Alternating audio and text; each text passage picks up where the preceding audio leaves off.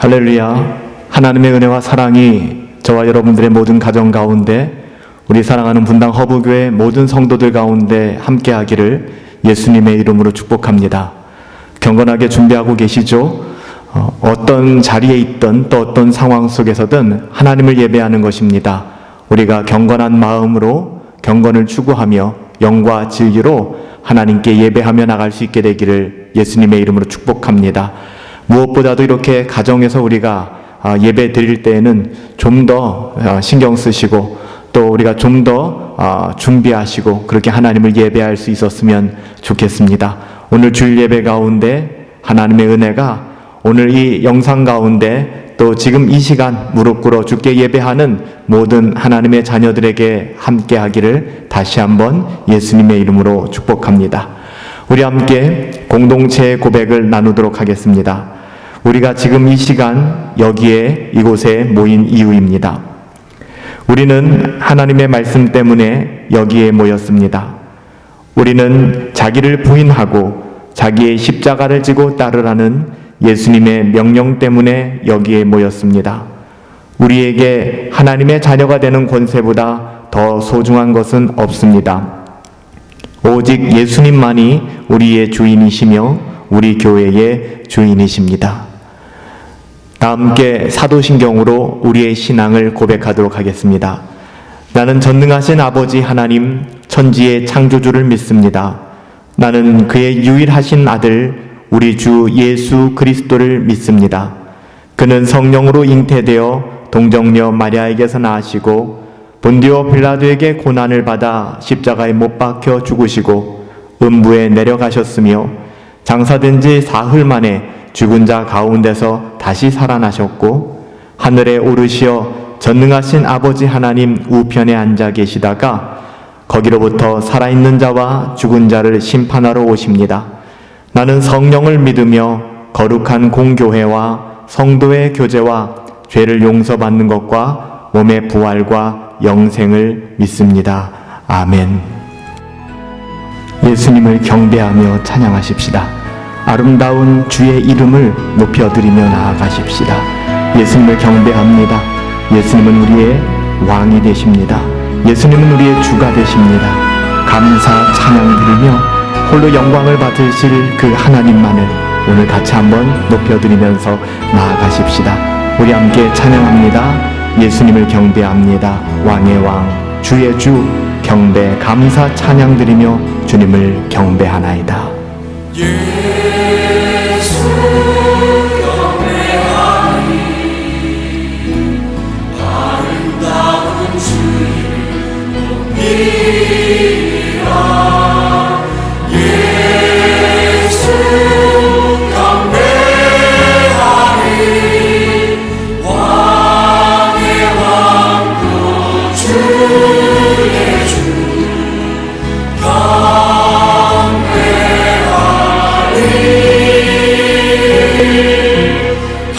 감사 찬양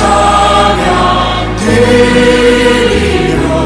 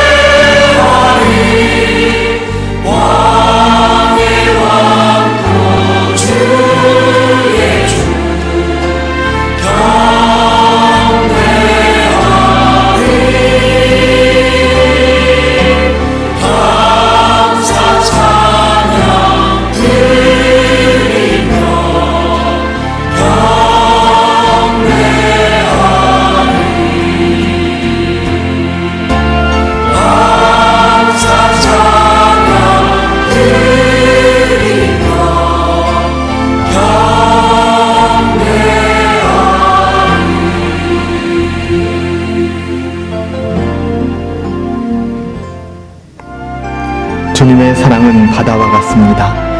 바다 같은 주의 사랑 우리 마음속에 넘치어 생명 주신 주님만을 영원히 찬양하나이다. 생명의 주 우리를 위해 흘리신 그 보혈을 기억하시며 주의 이름 주의 사랑을 높이며 나아가십시다. 바다 같은 주의 사랑.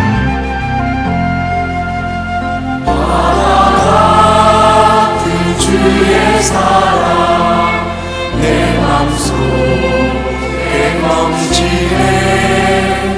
생명의 주를 위해 보혈을 내어주셨네. 영원하신 주의 사랑 어찌 우리 잊으리. 생명 주신 주님만을 영원히 찬양하리. 주목한 휘 언덕 위에 생명의 문 열렸네. 깊고 넓은 은혜의 샘 강과 같이 흐르고 하나님의 자비하신 이 땅 위에 넘치네. 평강의 왕 주님 예수 세상 죄 구속했네. 하나님의 자비하신 이 땅 위에 넘치네. 평강의 왕 주님 예수 세상 죄 구속했네.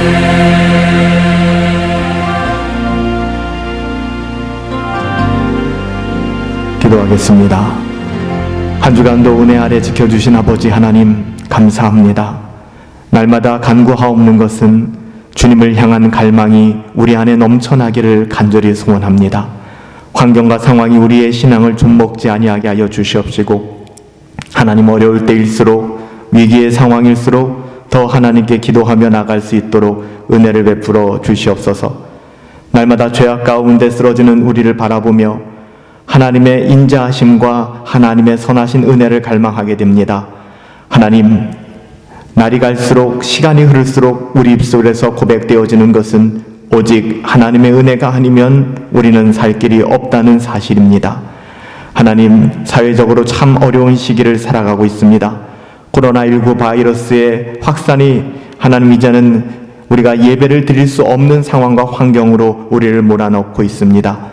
하나님, 이 민족을 긍휼히 여겨주시고 조국 교회를 새롭게 하여 주시기를 간절히 소원합니다. 어려운 시기이지만 더 하나님의 말씀을 따라 경건을 추구하게 하여 주시고 새벽마다 우리가 하나님 말씀을 들고 서게 하여 주시옵시며 날마다 숨쉬는 순간마다 하나님의 말씀 안에 거하게 하여 주시옵소서. 하나님, 정치, 경제, 사회 모든 영역의 부조리들이 심각한 단계에 이르고 있습니다. 아버지 하나님, 이 민족을 어찌하시겠습니까? 긍휼히 여겨주시고 하나님의 은혜를 부어 주시옵소서. 하나님, 비록 어려운 시기를 살아가고 있지만 하나님 당신의 사랑하는 자녀들을 기억하여 주시어서 더욱더 신앙의 바른 분별력을 회복시켜 주시옵시고 하나님의 뜻을 분별하여 살아갈 수 있는, 순종할 수 있는 은혜를 더하여 주시옵소서.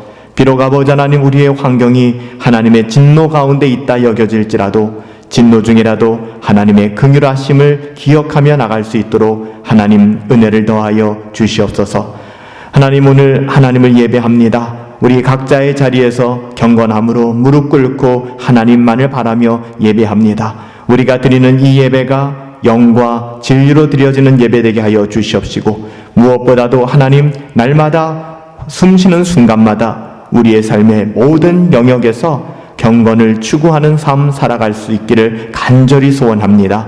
하나님, 우리들 가운데 은혜를 베푸시고 이 예배를 통하여 오직 하나님 한 분만이 영광을 받아 주시옵소서. 주님이 함께 하시기를 간절히 소원하옵고 예수님의 이름으로 기도하옵나이다. 아멘.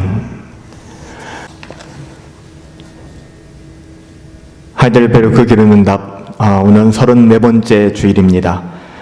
92번째부터 시작해서 95번째까지의 질문과 대답인데요. 오늘은 특별히 10계명에 관한 내용들을 다루고 있습니다.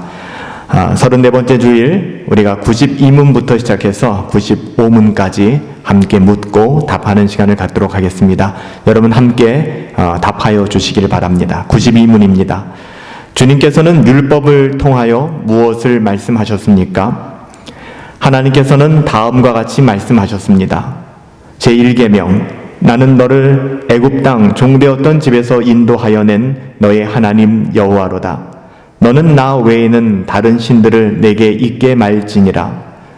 제2계명, 너를 위하여 새긴 우상을 만들지 말고 또 위로 하늘에 있는 것이나 아래로 땅에 있는 것이나 땅 아래 물속에 있는 것에 아무 형상이든지 만들지 말며 그것들에게 절하지 말며 그것들을 섬기지 말라.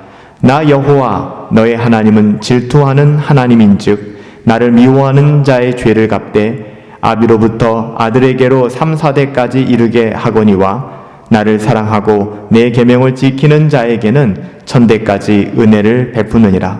제3계명, 너는 너의 하나님 여호와의 이름을 망령되이 일컫지 말라. 나 여호와는 나의 이름을 망령되이 일컫는 자를 죄 없다 하지 아니하리라.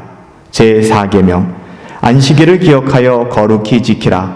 엿새 동안은 힘써 내 모든 일을 행할 것이나 제7일은 너의 하나님 여호와의 안식일인즉 너나 내 아들이나 내 딸이나 내 남종이나 내 여종이나 내 육축이나 내 문 안에 유하는 객이라도 아무 일도 하지 말라. 이는 엿새 동안에 나 여호와가 하늘과 땅과 바다와 그 가운데 모든 것을 만들고 제7일에 쉬었음이라. 그러므로 나 여호와가 안식일을 복되게 하여 그날을 거룩하게 하였느니라. 제5계명, 내 부모를 공경하라. 그리하면 너희 하나님 나 여호와가 내게 준 땅에서 내 생명이 길리라. 제6계명, 살인하지 말지니라. 제7계명, 간음하지 말지니라. 제8계명, 도둑질하지 말지니라. 제9계명, 내 이웃에 대하여 거짓 증거하지 말지니라. 제10계명, 내 이웃의 집을 탐내지 말지니라. 내 이웃의 아내나 그의 남종이나 그의 여종이나 그의 소나 그의 낙이나 무릇 내 이웃의 소유를 탐내지 말지니라. 93번째 질문입니다. 이러한 계명들은 어떻게 나누어집니까? 두 부분으로 나누어집니다. 첫 부분은 우리가 하나님과 어떤 관계를 가지면서 살아가야 할 것을 가르쳐 주고 있으며, 둘째 부분은 우리가 이웃 사람들과 어떻게 살아가야 하는가를 가르쳐 주고 있습니다. 94번째 질문입니다. 제1계명에서 하나님이 요구하시는 것은 무엇입니까? 나의 구원을 잃어버릴 위험성이 있기 때문에 나는 모든 우상 숭배와 마술과 미신적인 제사를 피하고 성자들이나 피조물들에게 기도하는 것을 피하고 버려야 합니다. 그리고 유일하신 참 하나님만을 올바르게 인정하고 신뢰하며 겸손과 인내심을 가지고 모든 선을 받기를 힘써야 하며 나의 온 마음을 가지고 하나님을 사랑하고 두려워하며 존경하는 것입니다. 간단히 말해서 무슨 일을 하든 하나님의 뜻을 거스리는 일이라면 결단코 행하지 않는 것입니다. 마지막 95번째 질문입니다. 우상숭배란 무엇입니까? 우상숭배란 자신의 말씀을 통하여 자신을 계시하신 유일하고 참되신 하나님 대신 또는 그 옆에 동등하게 그 무엇을 신뢰하거나 만들어 소유하는 일입니다. 오늘 우리에게 주신 하나님의 말씀은 지난주와 동일합니다. 베드로 후서 1장 3절부터 11절까지의 말씀인데요. 제가 봉독해 드리도록 하겠습니다. 그의 신기한 능력으로 생명과 경건에 속한 모든 것을 우리에게 주셨으니 이는 자기의 영광과 덕으로서 우리를 부르신 이를 알므로 말미암음이라. 이로써 그 보배롭고 지극히 큰 약속을 우리에게 주사 이 약속으로 말미암아 너희가 정욕 때문에 세상에서 썩어질 것을 피하고 신성한 성품에 참여하는 자가 되게 하려 하셨느니라. 그러므로 너희가 더욱 힘써 너희 믿음의 덕을, 덕의 지식을, 지식의 절제를, 절제의 인내를, 인내의 경건을, 경건의 형제 우애를, 형제의 우애의 사랑을 더하라. 이런 것이 우리에게 있어 흡족한즉 너희로 우리 주 예수 그리스도를 알기에 게으르지 않고 열매 없는 자가 되지 않게 하려니와 이런 것이 없는 자는 맹인이라 멀리 보지 못하고 그의 옛 죄가 깨끗하게 된 것을 잊었느니라. 그러므로 형제들아 더욱 힘써 너희의 부르심과 택하심을 굳게 하라.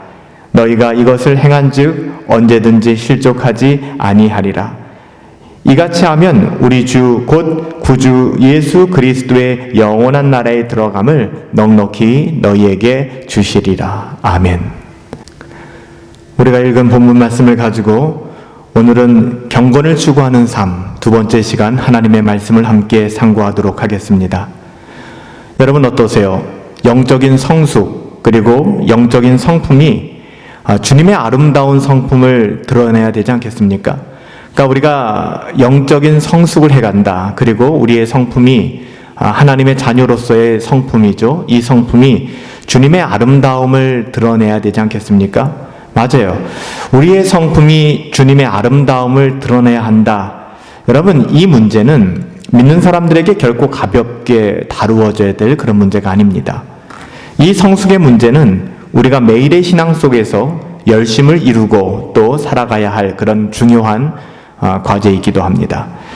이런 점에서 우리는 과연 이런 목표를 품고 살아가고 있는지, 우리의 삶의 모든 영역에서 언제나 경건을 추구하며 살아가고 있는지, 또한 성숙의 과정을 의식하며 날마다 걸어가고 있는지, 그냥 살아가고 싶은 대로 살아가는 것이 아니라 경건하게 살아가기 위하여 날마다 애쓰고 노력하며 살아가고 있는지, 우리 자신의 신앙생활을 오늘 이 시간 특별히 경건을 추구하는 삶이라는 주제로 우리의 신앙을 돌아볼 때에 좀 근본적으로 우리의 삶과 신앙을 돌아볼 필요가 있습니다. 지난주에 우리는 경건한 성도는 균형을 갖춘 사람, 균형을 갖추었다라는 말은 극단적으로 치우치지 않고 아름다운 성삼위 하나님이 가지고 있는 그 아름다움처럼 아름다운 조화를 드러내는 사람이라는 것을 살펴보았죠. 기억나시죠? 또한 사도 베드로가 본문을 통하여 증언하고 있는 것은 하나님께서 성도가 경건에 이르는 삶을 살기 위하여 우리의 힘만으로 사는 것이 아니라 이미 성도에게 필요한 모든 것, 하나님의 자녀들이 경건하게 살아가기 위한 그 모든 것들을 우리에게 주셨다라는 것도 우리가 확인할 수 있었습니다. 또한 사도 베드로는 오늘 본문을 통하여 증언하는 것이 무엇입니까? 경건에 이르도록 우리를 이제 모든 것들을 하나님께서 다 주셨는데 그게 뭐라고 이야기합니까? 보배롭고 지극히 큰 약속이다. 즉 보배롭고 큰 약속을 가지고 붙잡고 신자들은 경건하게 살아갈 수 있도록 하나님께서 이미 은혜를 주셨다라고 이야기하는 것이죠. 그래서 뭐라고 얘기합니까? 사도 베드로가 증언하는 것은 한순간도 그 은혜를 놓치지 말아라. 한순간도 하나님이 주신 것을 놓치지 말아라. 그래서 한순간도 놓치지 말고 하나님께 받은 것을 의지해라. 너의 어떠함을 의지하지 말아라 하는 것이죠. 우리의 어떠함을 의지하기보다는 하나님이 주신 것을 바라보아라. 그렇게 이야기하는 거예요. 힘들고 어려울 때, 앞뒤 좌우가 다 막혔을 때 우리는 하나님을 바라보아야만 하는 것입니다. 그렇게 하나님께서 주신 것을 받아 누리는 길은 오직 하나였죠. 성경이 계속해서 증언하는 것 무엇입니까? 지난 시간에도 살펴보았던 것처럼 이는 하나님과 그 아들 예수 그리스도를 아는 지식을 통해서만 가능하다. 하나님과 그 아들 예수 그리스도를 아는 지식이 없이는 결코 이룰 수 없는 길이다 라는 것도 우리가 배웠습니다. 우리는 하나님을 알아감으로 말미암아, 하나님을 알므로 말미암아 하나님께서 우리에게 아낌없이 베풀어 주신 모든 것을 비로소 누릴 수 있게 됩니다. 그리고 경건한 성도가 되어서 하나님의 영광과 덕에 이르게 되는 것이죠. 신성한 성품에 참여하게 되며 비로소 하나님의 자녀다운 삶을 살아갈 수 있게 되는 것입니다. 오늘 본문 5절 말씀에 보면 사도 베드로는 경건을 추구하는 삶에 대하여 더욱 힘쓰라 라고 권면하고 있습니다. 여러분 이 말은요, 더욱 힘쓰라, 대단한 열심을 강조하고 또 강요하고 있는 아주 강한 어조의 권면의 말씀입니다. 더욱 힘써라. 그냥 힘쓰는 것도 아니고 더 힘써라 라고 이야기하는 것이죠. 또 10절에서도 똑같은 표현이 반복되는 거 아시죠? 더욱 힘써라는 부분이 강조되고 있습니다. 여러분, 신앙생활이라는 것이요, 그냥 그렇게 저절로 되는 것이 아닙니다. 힘쓰고 애써야 하는 영역임을 성경은 분명히 하고 있어요. 신앙생활은 그냥 그렇게 되는 게 아니에요. 힘쓰셔야 합니다. 애쓰셔야 합니다.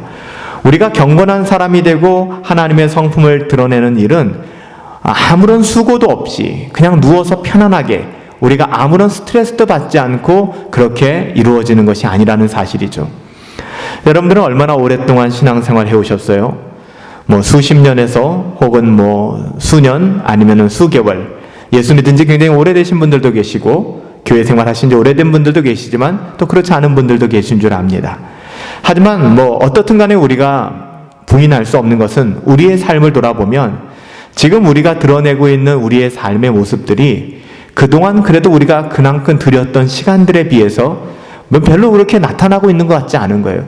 내가 신앙생활을 이 정도쯤 했으면 이제 내가 좀 변할 만도 한데, 내가 신앙생활 좀 이 정도 했으면 내가 좀 바뀔 만도 한데, 근데 여전히 변화되지 않고 바뀌지 않는 우리들의 모습이 우리를 굉장히 당황스럽게 만들잖아요. 여러분, 그래서 사도 베드로도 계속해서 증언하고 있는 거예요. 너가 섰다고 생각했던 다 잊어버려라. 넘어졌던 것도 다 잊어버려라. 지금이 중요하다는 겁니다. 더욱더 경건을 추구해야 된다. 수고해야 한다. 애써야 한다. 지금이 그렇다는 거예요. 지금 그렇게 해야 된다라고 권면하고 있는 것입니다. 사도 베드로도 여기서 그것을 계속해서 강조하고 있는데요. 여기서 오늘 본문 5절 이하의 말씀과 또 5절 이전에 3절 4절의 말씀이 연결되는 그 논리를 여러분 좀 주의 깊게 보실 필요가 있어요. 즉 3절 4절 그리고 5절 이하의 말씀이 어떻게 논리적으로 연결되는가를 여러분 아시는 것은 여러분들이 성숙하게 신앙생활을 하기 위해서 아주 필요한 그런 부분들입니다. 3절과 4절에 보면 무엇을 증언하고 있습니까? 3절과 4절에서는 경건한 삶에 필요한 모든 것을 하나님이 우리에게 주셨대요. 이미 주셨대요. 그러니까 성도가 이루어야 하는 경건들, 우리가 이루어야 하는 경건은 하나님께서 이미 주신 모든 은혜와 선물에 의존적인 거예요. 우리 스스로 될 수 있는 것이 아니라는 사실이죠. 경건과 신앙의 성숙을 이루라는 명령은 전적으로 하나님의 은혜를 의지하라, 하나님의 은혜에 의존하라는 말입니다. 은혜에 의존한다라는 말이 우리의 노력은 아무 의미가 없다라는 말이 아니에요. 이 부분들 여러분 분명히 이해하셔야 합니다. 여기서의 의미는 하나님의 은혜가 선행할 때, 하나님의 은혜가 저와 여러분들 가운데 임했다면 성도는 비로소 하나님의 은혜를 받았기 때문에 전적으로 타락한 우리로서는 불가능한 일이 시작된다는 거예요. 어떤 일? 경건한 삶을 애써서 추구하기 시작한다는 거예요. 여러분, 이 세상에서 경건하게 산다는 것은 애쓰지 않고 힘쓰지 않으면 불가능한 거예요. 그러니까 전적으로 타락한 사람들은 그것을 추구하지 않습니다. 그렇지만 하나님이 은혜를 주신 거듭난 하나님의 자녀들은 경건한 삶을 비로소 애써 추구하기 시작하는 거예요. 하나님께서 주신 그 은혜 가운데에서 자신의 의지를 최선을 다하여 사용하고 노력하게 된다는 것이죠. 근데 여기서 중요한 것은 하나님의 은혜와 우리의 책임, 노력이 어떤 관계에 있는가를 이해하는 것이 굉장히 중요합니다. 노력하셔야 돼요. 그렇지만 하나님의 은혜가 없는 노력은 아무 의미가 없습니다. 여러분 생각해 보세요. 만일 하나님의 은혜가 없는데 하나님이 역사하시지 않고 하나님의 은혜가 우리의 삶 가운데 선행하지 않았는데 우리가 수고하고 나름대로의 경건을 이루어 간다면 여러분 그것은 아무 의미가 없습니다. 오히려 그러한 경건은 우리가 교만하게 되는 밑거름이 될 것이며 은혜 없는 수고는 자기의 의로움을 증명하려는 그런 수단밖에는 되지 않을 거예요. 또 여러분 반대로 생각할 수 있겠죠. 우리의 수고와 책임이 전혀 따르지 않는다면 하나님의 은혜가 내게 있다라고 이야기하지만 전혀 경건을 추구하지도 않고 그 경건을 따라 수고하고 책임도 지지 않는다면 그는 하나님의 은혜 가운데 있다라고 말할 수 없다는 것이죠. 왜냐하면 하나님의 은혜라고 하는 것은 우리 안에서 일하십니다. 하나님의 은혜는 우리 안에서 역사하십니다. 우리를 변화시키기 때문에 그래요. 그러므로 하나님의 은혜와 우리의 책임은 언제나 같이 가게 되어 있는 동전의 양면이지 분리될 수 있는 것이 아니라는 것입니다.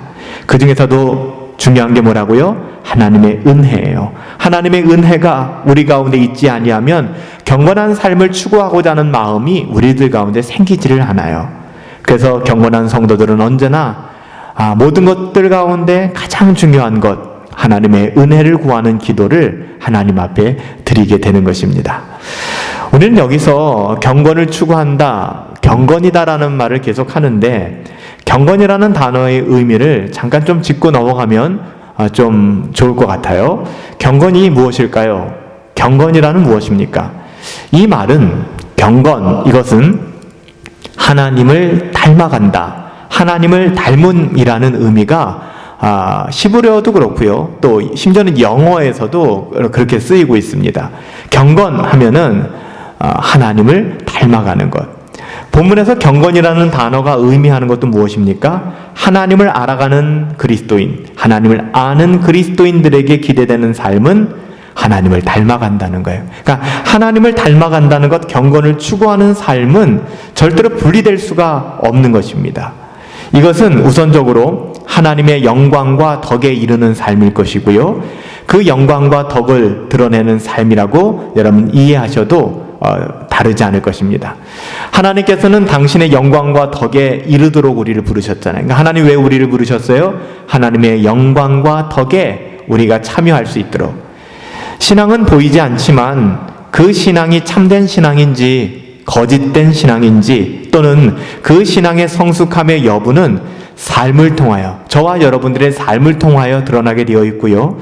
이 점에서 신앙은 삶으로 보여지는 것이고 삶으로 평가되어지는 것입니다. 그러므로 그리스도인의 삶의 태도와 모든 모습들은 결코 아무것도 아닌 게 아니에요. 그냥 삶은 삶대로 또 믿음은 믿음대로 그렇게 진행되는 것이 아니라는 것입니다. 특히 우리의 그리스도인됨, 하나님의 자녀됨이 세상에 더 널리 알려질 수 있도록 우리의 외적인 태도와 삶의 모습은 더 중요한 역할을 한다고 볼 수 있습니다. 그러므로 우리가 외적으로 드러나는 목사, 장로, 전도사, 권사, 집사 이런 직분들, 이런 타이틀보다 더 중요하게 여겨야 되는 것은 과연 그가 경건함을 누리며 경건하게 살아가고 있는가? 완전히 경건하게 살진 못하지만 날마다 경건을 추구하며 살아가고 있는가? 이것으로 확인해야 되고 이것이 중요한 것입니다. 성경은 이런 경건함과 우리의 성숙함을 직분의 조건으로 제시하고 있음에도 불구하고 교회가 이것을 중요하게 여기지 않죠. 직분에 대한 사람들의 욕구를 채워주는 방식으로 직분을 주게 될 때 이때 교회에 문제가 생기게 되는 거예요. 우리는 세상에서 하나님의 이름을 욕되게 하는 결과를 만들어 갈 수밖에 없을 것입니다. 지금 난립하고 있는 수많은 기독교 단체들이나 또 교회라는 이름을 가지고 있는 공동체들, 목사라는 직분과 타이틀을 가지고 있지만 우리가 참 어려운 시대를 살아가는 이유가 여기에 있거든요. 여러분, 지금이 정확하게 그런 시기 아닐까요? 하나님의 이름을 오히려 욕되게 만드는 거예요. 누가요? 교회가. 하나님의 자녀들이. 교회, 목사, 기독교 신앙, 복음. 얼마나 많은 사이비는 뭐예요? 유사 종교잖아요. 그러니까 비슷한데 다른 거예요. 얼마나 많은 사이비들이 양의 탈을 쓰고 하나님의 백성들을 미혹하는지 모르겠습니다. 이제 와서 많은 사람들이 그들을 비난하니까 너나 없이 여론을 편성해서 정죄하는 것이 아니라 여러분들 정신 차리셔야 돼요. 그 전부터 분명하게 아닌 것은 아니라고 말하고 선을 긋고 권면하는 모습이 신자들 가운데 있었더라면 얼마나 좋았을까요? 여러분, 제가 여러분들에게 부탁드리고 싶은 것은 지금 코로나19 바이러스가 몇몇 그런 기독교 단체들과 또 그 사람들에 의해서 이렇게 전파되는 과정들을 보면서 굉장히 미안하잖아요. 세상한테. 이웃에게 굉장히 미안하잖아요. 근데 그들이 한 행동도 참 우리가 미안하고 송구스러운 일이지만 그보다 더 우리가 미안한 것은 그런 정치 집단을 우리가 기독교로 오해받게 만들었고, 그건 기독교가 아니거든요. 뿐만 아니라 한기총 같은 이단 옹호 집단이잖아요. 그래서 우리 합신이나 많은 교단들도 한기총에서 탈퇴해서 한교총을 만들지 않았습니까? 왜? 한기총이 가는 방향들이 잘못된 걸음으로 가고 있기 때문에. 뭐 거기에 이제 또 대표가 큰 문제를 일으키고 이런 과정들을 지켜보면서 지금은 이제 누구나 담대하게 정죄하고 또 비난을 하니까 여론에 편승해서 우리가 뭐 이렇게 같이 정죄하고 그럴 것이 아니라 좀 그 전부터 목소리를 내고 분명하게 선을 긋고 그들은 기독교가 아니다. 그들은 참된 신앙이 아니다. 그는 기독교가 지향하는 바가 아니다. 라고 이야기했다면 여러분 얼마나 좋았을까요? 그럼 이 지경까지 가지는 않았을 것 같아요. 한기총, 뭐 전광훈 씨, 아니면은 신비주의 신앙, 예언자적 메시지, 신사도 운동, 자유주의와 인본주의, 번영신앙 같은 수많은 거짓 기독교가 얼마나 하나님의 나라를 모욕하며 흔들어 놓는지 모르겠습니다. 뭐 어디서 손을 대야 될지 모를 정도로 그렇게 경건함을 상실한 시대에, 경건의 껍데기만 있는 시대에 저와 여러분들이 살아가고 있는 것 같아요. 사랑하는 여러분들, 성도라면 참된 경건을 힘을 다하여 추구해야 되는 것이 마땅합니다. 여러분, 기독교는 비상식적인 종교가 아닙니다. 저는 오히려 초상식적인 종교라고 얘기하고 싶어요. 상식을 뛰어넘는 것이 신앙이지 어떻게 상식도 안 되는 삶을 살아가는 것이 기독교라고 할 수 있겠습니까? 이 참된 경건이 어떤 방식으로 세워지는지 우리가 좀 더 본문을 통해서 살펴보도록 하겠습니다. 하나님께서 성도들에게 베풀어 주신 은혜의 기초 위에 성도는 경건을 더욱더 추구하며 살아가야 합니다. 여러분, 오늘 본문에 보면 사도 베드로는 8가지의 항목을 제시하고 있잖아요. 그리스도인의 경건의 출발점을 어디라고 얘기합니까? 그리스도인의 경건의 출발점은 믿음입니다. 믿음. 예수 그리스도 안에서 하나님을 믿는 믿음. 이는 하나님께서 선물로 주신 믿음을 따라 우리가 하나님을 신뢰하게 되는 것이죠. 이 믿음이 기독교 신앙 경건의 출발점이 됩니다.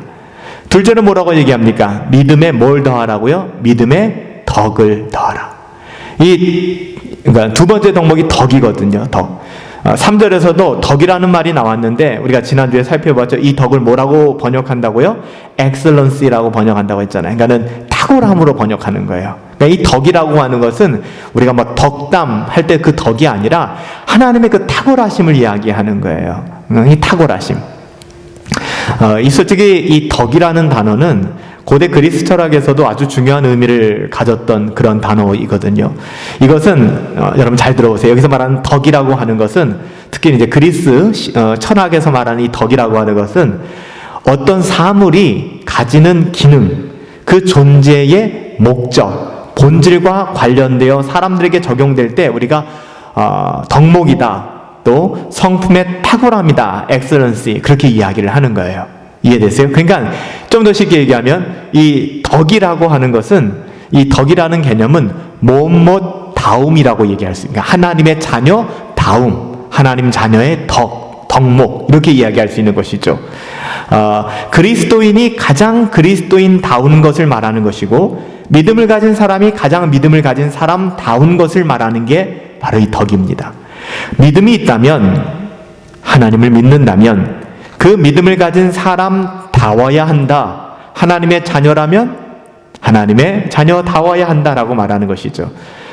이것이 바로 덕이라는 단어가 의미하고 있는 것입니다. 그래서 이 단어를 성품의 탁월함 또는 선함 또는 유용함이라고 번역하고 있는 거예요. 로이드 존스는 이것을 단순히 성품의 탁월함을 넘어서 도덕적인 능력, 영혼의 활동의 힘을 의미한다고 얘기했어요. 하나님의 자녀들은요, 지식에 특별히 덕을, 믿음의 덕을 더해야 되고, 하나님의 지식은 우리에게 그 덕을 더해줍니다. 그래서 우리가 이 땅을 살아갈 때 세상 사람들에게 하나님의 자녀들이 야, 어떻게 상식도 없냐라는 말을 들을 수 있을까요? 그럴 수 없습니다. 우리는 상식을 초월하는 사람들이지 상식 이하의 삶을 살아가는 반이성주의적인, 이성을 교살시켜버리는 종교가 기독교가 아니란 말이에요. 근데 오늘날 보면 참 기독교를 그렇게 오염시키고 그렇게 좀 변질시키는 사람들이 많이 있어서 문제인 것 같아요. 믿음이 있다면, 하나님을 믿는다면 그 믿음을 가진 사람다워야 한다. 믿음의 덕이 세워져야 된다라고 이야기하는 것입니다. 여러분은 더욱 심써 여러분의 믿음이 여러분 안에서부터 밖으로, 여러분의 성품에서, 태도에서, 말과 행동으로 드러날 수 있도록 노력하셔야 할 것입니다. 그리고 이 일을 위해서 필요한 것을 여러분 기억하세요. 하나님께서 이미 우리에게 주셨다는 사실을 잊어서는 안 될 것입니다. 믿음으로 그거를 붙드셔야 돼요. 여러분이 하나님과 우리 구주 예수 그리스도를 더욱 알아감으로써 여러분은 하나님께서 여러분들에게 주신 모든 자원들을 잘 사용하여 여러분의 믿음의 덕을 더할 수 있게 될 것입니다. 그래서 믿음의 덕을 더하고, 그리고 세 번째 무엇입니까? 덕에 무엇을 더한다고요? 덕에 지식을 더한다라고 얘기합니다. 여기서 지식은 영적 이해력, 또 영적인 통찰력을 의미하는데요. 이런 지식이 결여됐을 때 믿음이 삶을 통해서 드러나는 것을 합당하게 조절할 수 없게 되는 것입니다. 그러니까 지식이라고 하는 것은요, 일종의 조절 장치가 되는 거예요. 이 조절 장치가 없다면, 이것이 작동하지 않는다면 우리는 넘어지고 말 것입니다. 지식이 없는 행동, 지식이 없는 성품, 지식이 없는 덕은 너무나도 불완전한 것입니다. 여러분, 기독교의 신앙은 언제나 지식을 멸시하거나 거부하지 않아요. 이성을 교살시키는 것이 기독교가 아닙니다. 맹목적 종교가 아니라는 거예요, 여러분들. 기독교는 그런 것이 아닙니다. 신비주의가 아니라는 것입니다. 지식이 없는 신앙은 언제나 치우칠 수밖에 없어요. 그런 신앙은 하나님을 영화롭게 할 수 있을까요? 절대로 하나님을 영화롭게 할 수 없습니다. 성품의 열매를 바르게 맺을 수 있을까요? 불가능합니다. 사도 베드로는 그래서 너희의 덕에 무엇을 더하라고요? 지식을 더하라 라고 이야기하는 것입니다. 네 번째는 지식에 무엇이 또 필요할까요? 지식에 절제를 더하라 라고 얘기합니다. 절제라고 함은 자신의 욕망과 행동에 대한 지배권을 행사하는 것입니다. 그러니까 다스리는 것이죠. 지식을 토대로, 지식을 사용해서 적당하게 자신의 욕망과 행동을 조절하고 절제할 수 있습니다. 절제는 자신을 쳐서 복종시키는 것입니다. 참된 지식을 따라서 행해져야 하는 절제는 또한 성령에서 이야기하는 성령의 열매에도 연결되어져 있죠. 다섯 번째 보실까요? 다섯 번째 뭡니까? 절제에 인내를 또 더하라고 얘기합니다. 인내는 어려운 시련의 상황과 시간 속에서 지속적으로 믿음 안에 머물고 믿음을 지켜내면서 견디는 능력, 이것을 절제다라고 얘기를 합니다. 이스라엘 백성들은, 특별히 광야에서 이스라엘 백성들은 인내를 배워야만 했습니다. 우리 역시 인생의 버거운 자리를 살아가고 있지만 인생의 버거운 자리에서 인내를 배울 것을 오늘도 요구받고 있고, 그쵸? 매일 순간마다 우리의 삶이 날마다 하나님의 은혜 안에서 인내를 요구받고 있습니다. 참된 믿음은요, 인내로서 그 존재를 드러내는 거예요. 그래서 요한계시록에서는 14장 12절에서 이렇게 증언합니다. 성도의 인내가 여기에 있나니, 성도의 인내가 여기 있나니 그들은 하나님의 계명과 예수에 대한 믿음을 지키는 자니라. 하나님을 향한 그 하나님의 말씀과 우리를 향한 하나님의 말씀과 예수님을 향한 그 믿음, 예수님에 대한 믿음을 지키는 사람들, 그 사람들은 인내한다 라고 얘기하는 거예요. 그래서 여러분, 인내한다라는 말과 또 믿음이라는 말은 거의 동의어로 보면 됩니다. 믿음이 있으세요? 인내합니다. 인내하고 계신가요? 그러면 믿음이 있는 것입니다. 여섯 번째 보실까요? 인내에 무엇을 더하라? 경건을 더하라 라고 얘기합니다. 여기 경건이라는 말이 또 나오죠. 이미 이 단어는 생명과 경건에 속한 모든 것을 우리에게 주셨으니 라고 할 때 나온 단어임에도 불구하고 신앙과 경건의 목록에 또다시 등록시키고 또다시 등장시키고 있어요. 3절에서, 오늘 3절에서 증언하고 있는 것처럼 하나님께서는 이미 우리에게 경건에 이르도록 하는데 필요한 모든 것을 이미 다 주셨어요. 그러나 우리는 경건에 이르기 위하여, 경건이 우리의 삶의 모든 영역에서 드러나고 나타나도록 하기 위해서 어떻게 해야 된다고요? 힘쓰고 애써야 하는 우리의 책임을 간과해서는 안 된다라고 말씀드렸습니다. 여러분, 일곱 번째 봅시다. 일곱 번째는 경건에 뭘 더하라고 얘기합니까? 형제의 사랑, 형제의 우애를 더하라. 결국 모든 믿음은 무엇으로 드러나야 된다는 거예요? 믿음이 있습니까? 그러면 사랑으로 연결되어져야 한다는 것입니다. 사도 바울은 갈라디아서에서 이렇게 증언하고 있죠. 갈라디아서 5장 6절에 보면 그리스도 예수 안에는 할례나 무할례나 효력이 없으되 사랑으로서 역사는 믿음밖에는 없다. 믿음뿐이니라 라고 증언합니다. 그러나 참된 믿음이 만들어내는 사랑은 형제 사랑이라는 울타리 안에만 머무를까요? 거기에만 머무르지 않습니다. 형제의 8가지 덕목은 마지막으로 형제 위에 무엇을 더하라는 겁니까? 사랑을 더하라 라고 말씀을 결론 짓고 있지 않습니까? 여러분, 형제 위에가 헬라어로 필라델피아라는 말이 사용되었다면 여기서 형제 위에 사랑을 더하라 라는 그 말은 아가페라는 말을 쓰고 있습니다. 우리의 믿음이 만들어낼 뿐만 아니라 우리의 믿음 위에 세워져 가야 하는 사랑은 형제 사랑의 경계를 넘어서 조건과 경계 없는 이타적인 사랑의 방향으로 흘러가야 한다. 여러분, 이것이 오늘날 기독교의 모습일까요? 우리 안에 어떤 모습, 우리 안에 사랑이 있습니까? 여러분, 기독교는요, 형제의 사랑이라는 이 경계, 그러니까 이성적으로 생각하면 형제는 사랑해야지라는 생각을 갖잖아요. 그것을 뛰어넘는 거예요, 기독교는. 그래서 경계가 없는 사랑, 그래서 원수까지도 우리가 사랑할 수 있는 지경까지 이루는 것이 여러분, 우리 복음의 능력 아니겠습니까? 경건은 진리로 까다로운 사람이 되는 게 아닙니다. 경건하다 하는 것은, 야, 저 사람 되게 까탈스럽다. 참, 저 사람 좀 눈치 봐야 된다. 여러분, 경건은 진리로 까다로운 사람이 되는 것이 아니라 진리와 함께 기뻐하는 사람을 사랑하게 되는 것입니다. 진리와 함께 기뻐하며 사람들을 사랑하게 되는 거예요. 여러분, 이것이 경건한 거예요. 경건하다 하면은, 야, 되게 그 사람은 좀 힘들어. 그 사람은 좀 까칠해. 그 사람은 좀 까다로워. 이게 경건한 거 아니에요. 경건은 진리와 함께 기뻐하고 또 내 이웃을, 심지어 내 원수까지도 사랑할 수 있는 것. 여러분, 그래요. 그것이 경건입니다. 이상의 사도 베드로가 그리스도인다움, 하나님의 자녀다움, 경건함의 목록을 제시하고 있는 거예요. 오늘 본문을 통해서.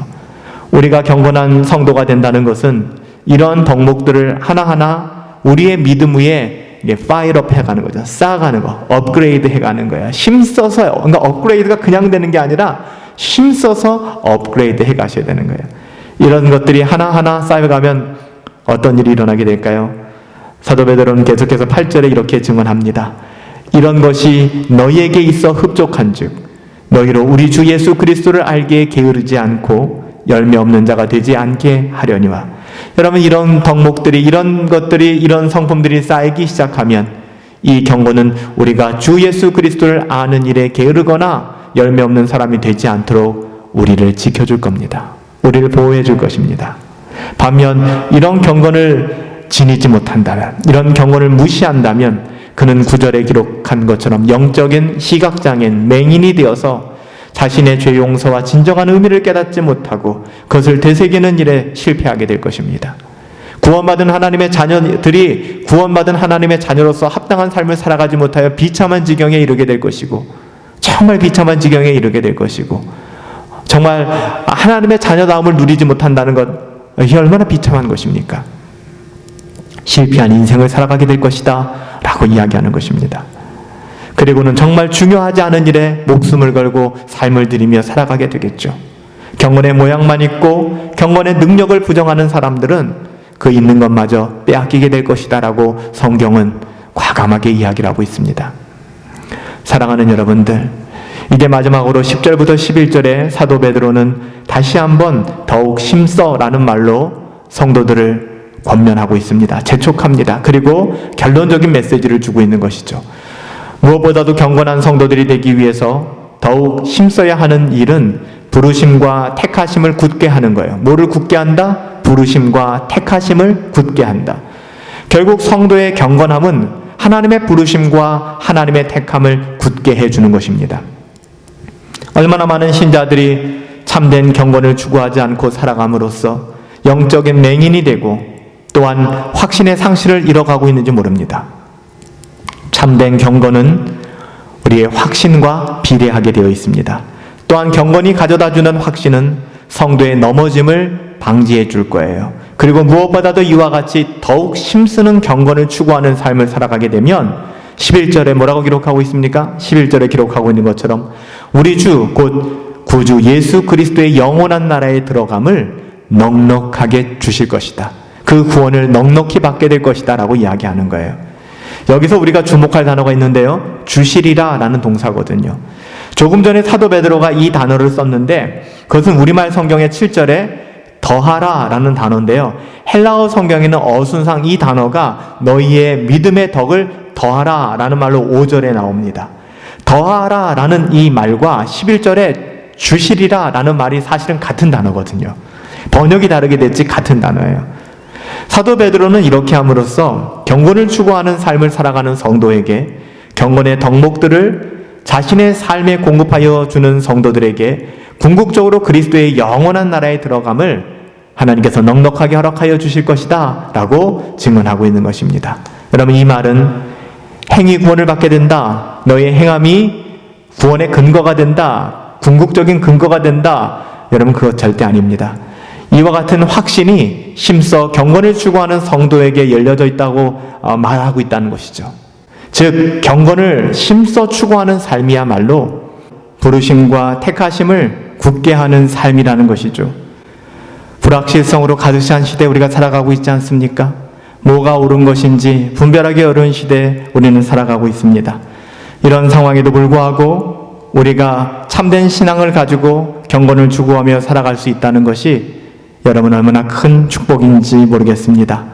여러분, 우리 안에 이런 선한 확신을 가지고 살아갈 때 성도는 이 세상에서 그 어떤 시련을 만나도 흔들리지 않을 것이며 넘어진 즉 일어서게 될 것이고 강하고 담대한 삶을 살아가게 될 것입니다. 하나님의 은혜와 사랑이 저와 여러분들 가운데, 경건을 추구하는 저와 여러분들 가운데 언제나 함께하기를 예수님의 이름으로 축복합니다. 은혜로우신 아버지 하나님 감사합니다. 하나님의 사랑을 바라봅니다. 하나님의 은혜를 바라봅니다. 주여 우리의 영혼을 긍휼히 여겨 주시옵시고 하나님의 사랑 가운데, 하나님의 은혜 가운데 날마다 경건을 추구하며 살아갈 수 있도록 우리의 영혼을 붙들어 주시옵소서. 하나님의 은혜를 더하여 주시옵소서. 날마다 쓰러지고 넘어지지만 경건을 추구하며 살아갈 수 있는 저희들 되어줄 수 있도록 아버지 하나님 역사하여 주시옵소서. 주님이 함께 하시기를 간절히 소원하옵고 예수님의 이름으로 기도하옵나이다. 아멘.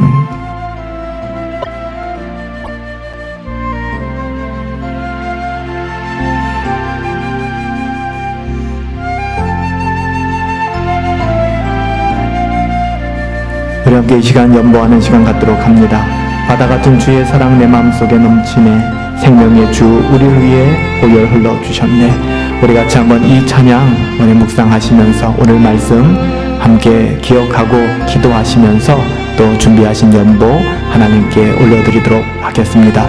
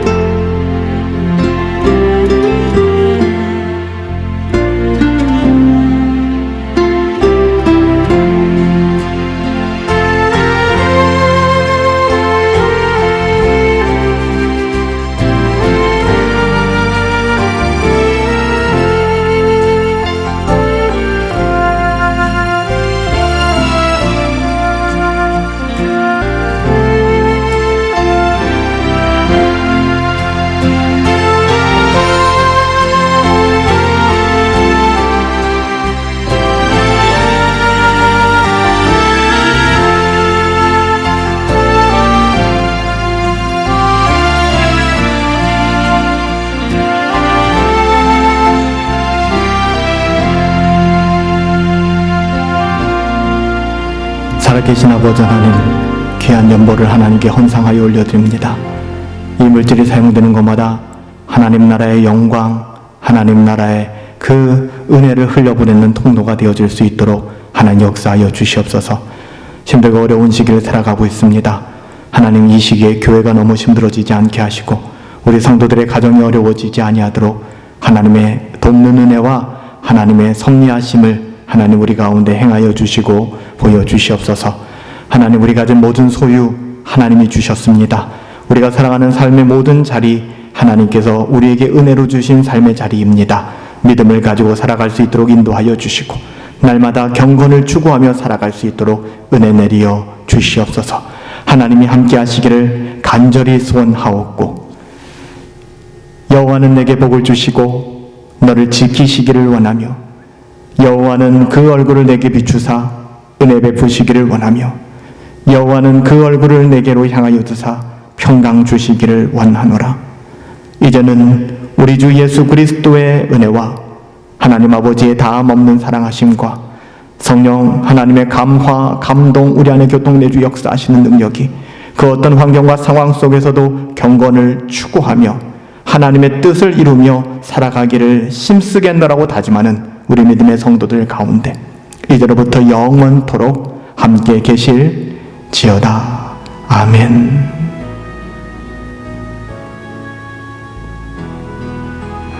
주님 감사합니다. 하나님 은혜로 나아갈 수 있도록 역사하여 주시니 감사합니다. 주의 은혜를 더하여 주시옵소서.